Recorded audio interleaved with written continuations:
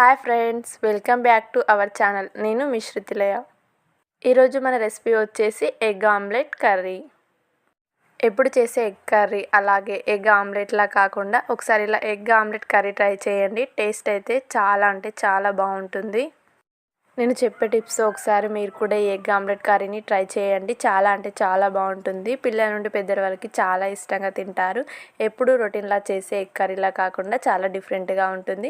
చాలా ఫఫీగా ఉంటుంది. మరి ఇంకెందుకు ఆలస్యం, ఎంతో టేస్టీగా ఉండే ఆమ్లెట్ ఎగ్ కర్రీ ఎలా చేయాలో చూసేద్దాం రండి. ఇప్పుడు స్టవ్ ఆన్ చేసి ఒక కడాయి పెట్టుకోండి. ఇప్పుడు ఇందులో 1 టేబుల్ స్పూన్ వరకు ఆయిల్ వేసుకోండి. ఆయిల్ కొద్దిగా వేడెక్కాక ముందుగా మనం కొట్టి పక్కన పెట్టుకున్న ఎగ్స్ని వేసుకోండి. ఈ ఆమ్లెట్పై చిటికెడు ఉప్పు అలాగే కొద్దిగా కారం వేసుకోండి. మనం కర్రీలో వేసుకుంటాం కాబట్టి ఇక్కడ ఆమ్లెట్లో కొద్దిగా వేసుకున్నాము.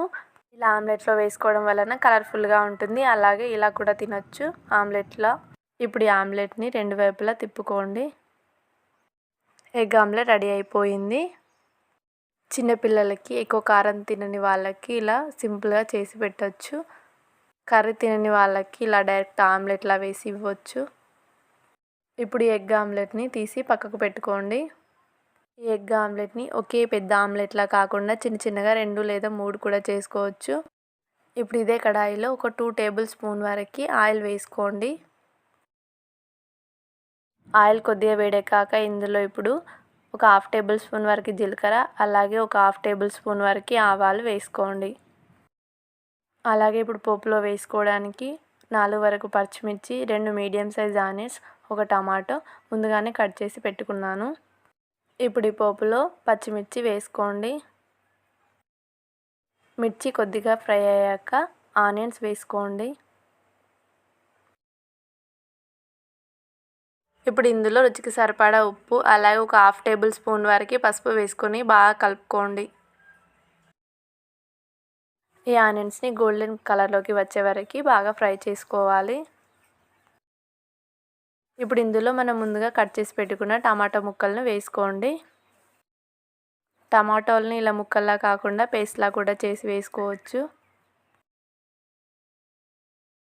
ఇప్పుడు ఇందులో ఒక 1/2 టేబుల్ స్పూన్ వరకు గరం మసాలా అలాగే ఒక టేబుల్ స్పూన్ వరకు ధనియా పౌడర్ అలాగే రుచికి సరిపడా కారం వేసుకొని బాగా కలుపుకోండి.